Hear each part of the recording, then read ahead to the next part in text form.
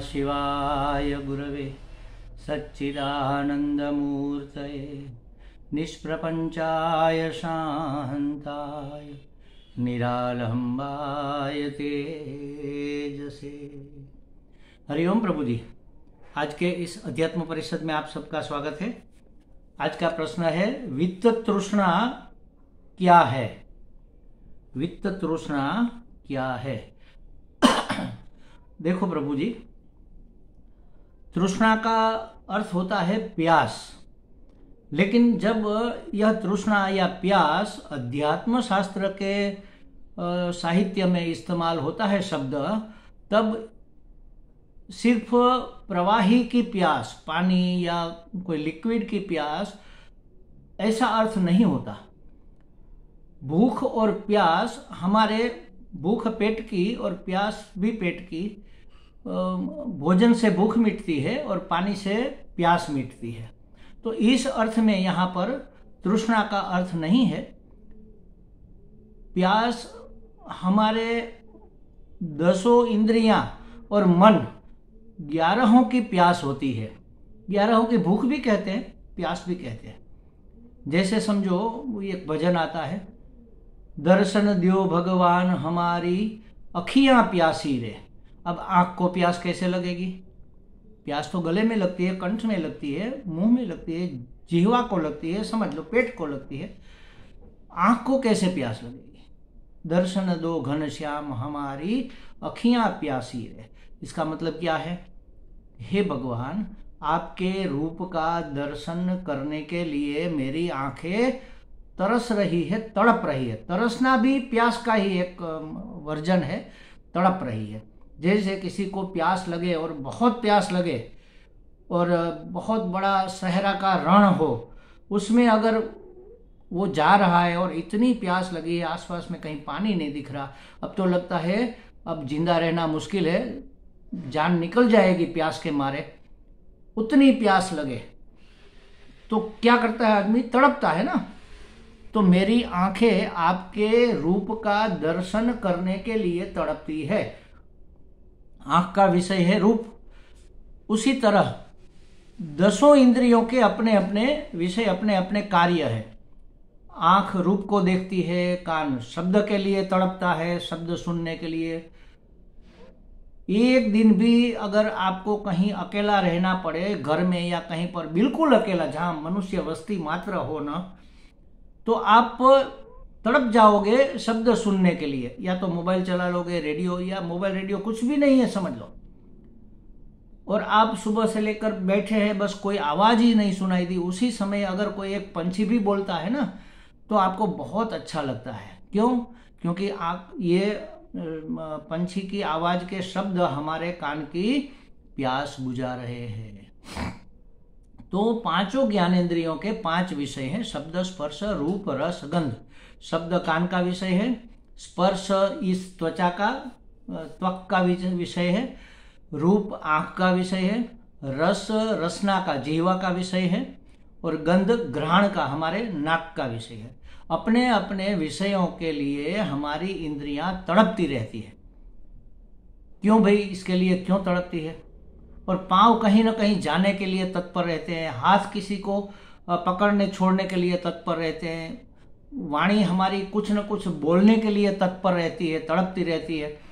क्यों ऐसा है? क्योंकि इन विषयों का सम्मिलन होने से इसकी प्यास बुझती है। मतलब क्या? रूप का भोग आंख करती है, शब्द का भोग कान करते हैं, स्पर्श का भोग त्वचा करती है, गंध का भोग घ्राण करती है, और स्वाद का भोग रसना करती है। हम भोग सिर्फ रसना के इस्तेमाल के लिए ही करते हैं। भोग लगा दो मतलब भोजन लगा दो, भगवान को भोग लगाया मतलब कि भगवान को भोजन दिया। तो भोग सिर्फ जिह्वा का विषय नहीं है, 5 इंद्रियों के भोग होते हैं। तो भगवान कहते हैं कि जब तक ये भोग की कामना रहेगी, और भोग की कामना के कारण होता क्या है कि हमें और भोग मिले और मिलते ही रहे। जैसे समझो कि हमारे यहाँ गुजरात में ऐसा होता है, आम का सीजन गर्मी के दिनों में होता है, अप्रैल मई जून मई के दिनों में टॉप पर होता है। तो आम के जो चाहक है, आम के स्वाद के जो दीवाने हैं, वो क्या करते हैं, बहुत आम तो खाते हैं लेकिन अच्छे वाले आम लेकर उसके छोटे छोटे टुकड़े करके फ्रीजर में रख देते हैं, फ्रीज्ड कर देते हैं। और फिर जब सीजन नहीं होता तब भी आम खाने का मन हुआ, अब समझो कि ये विंटर चल रहा है, सर्दी का मौसम, उस समय आम खाने का मन हुआ तो फ्रीजर में से निकाल कर उस छोटे छोटे टुकड़े का रस बनाकर खा लेंगे। तो ये क्या किया, रसना का जो विषय था उसका हमने भोग हमेशा मिलता रहे इसके लिए संग्रह कर लिया। तो ये भोग संग्रह की प्रवृत्ति हमारी इन पांचों विषयों की तृष्णा के कारण है, इस पांचों विषयों की भूख के कारण है।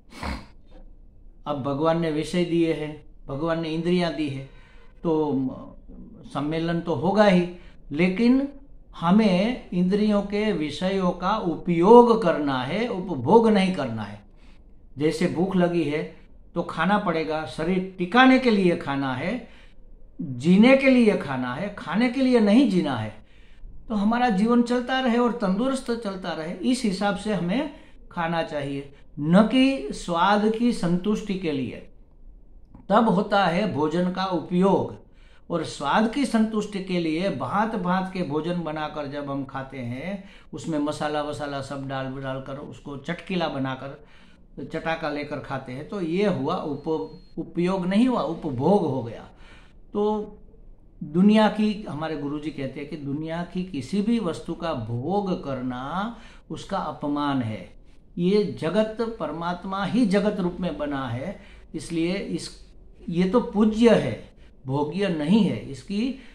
इसके प्रति हमारा पूज्य भाव होना चाहिए, उसका भोग करने का मन में भाव नहीं रहना चाहिए। हमारे दादा गुरु स्वामी दयानंद जी महाराज कहते थे कि जब भी कोई मुझे पहली बार देखने को मिले या तो कोई मुझे मिलने आए, तो दूर से आते हुए देखकर मेरे मन में एक ही विचार आता है कि इस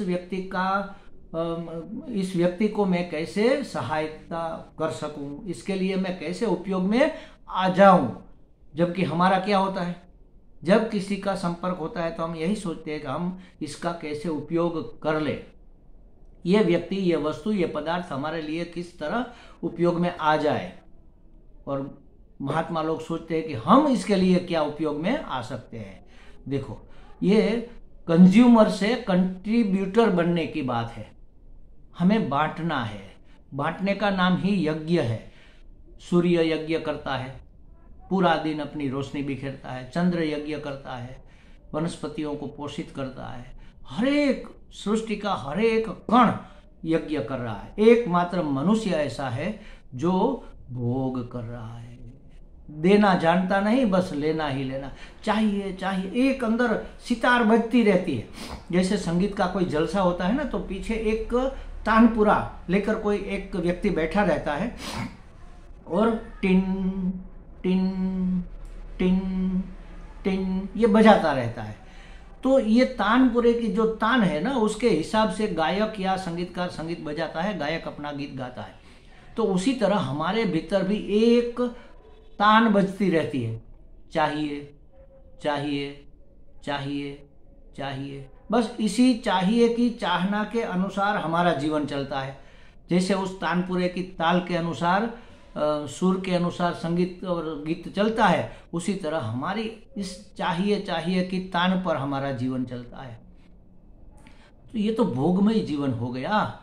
भगवान कहते हैं हमारा जीवन भोगमय नहीं, योगमय होना चाहिए। योगमय मतलब भगवान से जुड़कर हमें जीना चाहिए। योग माने जुड़ना, हर एक काम हमारा भगवान से जुड़ा हुआ होना चाहिए।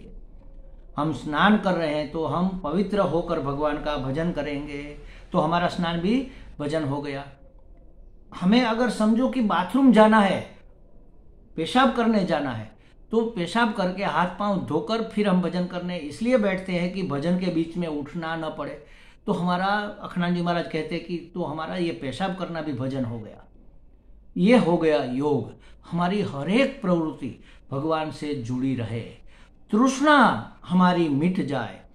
तो यहाँ आपने पूछा है वित्त तृष्णा, वित्त माने बीत गई, जिसकी तृष्णा ही बीत गई, कोई प्रकार की तृष्णा ही नहीं रही, ऐसा अर्थ है। वित्त तृष्णा हो जाने से फिर पुनर्जन्म नहीं होता, मुक्ति होती है। हम पैदा क्यों होते हैं? कुछ बाकी रह गया है, इसलिए हम सुबह में जागते क्यों हैं? क्योंकि हमें अब बहुत कुछ करना बाकी रह गया, इसलिए हम जागते हैं। उसी तरह जन्मते क्यों हैं? क्योंकि कई कामनाएं, कई भोग की इच्छाएं, कई प्राप्ति की तमन्नाएं बाकी रह गई है। चाह गई चिंता मिटी मनवा बेपरवाह, जिसको कुछ न चाहिए वह शाहों के शाह। जिसको कुछ नहीं चाहिए वह तो शहनशाह हो गया, जीवन मुक्त हो गया, विराट हो गया, सम्राट हो गया, बादशाह हो गया। तो ये वित्त तृष्णा जीवन मुक्ति का ही दूसरा पहलू है, समझ लो। वित्त तृष्णा हुए बिना कोई जीवन मुक्त नहीं हो सकता। वित्त माने बीत गई, तृष्णा चली गई, गिर गई, अब कोई तृष्णा नहीं रही अंदर। अब ये श्रुति नहीं चल रही है चाहिए चाहिए चाहिए, ये श्रुति नहीं चल रही है। जो है पर्याप्त से भी ज्यादा है, जो प्राप्त है पर्याप्त है, बस अलम बुद्धि हो जाए काफी है। जो है बढ़िया है, उत्तम है, और कुछ चाहिए नहीं, जो मिल रहा है संतोष है। तो इसी का नाम वित्त तृष्णा है। अगर ऐसा हमारा स्वभाव बन गया तो जीवन की भाग दौड़ मिट जाएगी महाराज। जीवन की चिंता, उत्पात, भय सब मिट जाएगा, हमारी सभी समस्याओं का समाधान हो जाएगा। भगवान ने हमें जो दिया है, जो दे रहा है, वो हमारी योग्यता के अनेक गुना, योग्यता से अनेक गुना ज्यादा है। तो क्यों नहीं संतोष करेंगे? और जो नहीं मिला है वो भी हमारे लिए कल्याणकारी है। अगर मिला होता तो न जाने हमारा क्या हो जाता। धन दौलत पद प्रतिष्ठा सब अगर मिला होता समझो, तो हम भजन नहीं कर पाते। तो भगवान को याद कौन करता? हमारे गुजराती में कहावत है, सुख मां सांभळे साहिबी। सुख जब मिलता है, धन दौलत और अनुकूलता, तब हमें क्या कहते हैं, भोग और वैभव का उपयोग करने का मन होता है। भगवान को याद करने का मन कहाँ पर होता है? विलासी जीवन, हाँ, विलासी जीवन जीने का मन होता है। तो जो मिला है वह बहुत अच्छा है, भगवान की कृपा है, पर्याप्त है। जो नहीं मिला है वो भी हमारे लिए आशीर्वाद है। ऐसा जब हमारा मन बन जाएगा, ऐसी जब हमारी समझ हो जाएगी, बुद्धि अलम बुद्धि हो जाएगी, तब हमारी तृष्णा नहीं रहेगी, तब वित्त तृष्णा हो जाएगी। यही वित्त तृष्णा का अर्थ है। हमें लगता है काफी स्पष्टता हो गई है। हरि ओम।